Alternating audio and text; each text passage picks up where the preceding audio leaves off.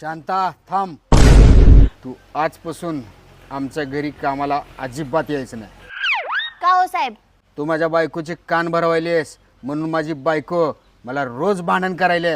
एवढंच नाही, गल्लीतल्या सगळ्या बायकांच्या इकडच्या चुगल्या तिकडे करायलेस.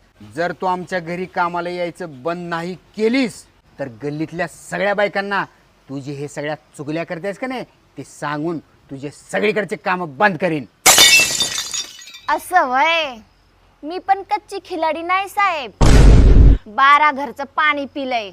माझ्याकडे पण तुमचा अख्खा बायोडाटा आहे. कसला बायोडाटा?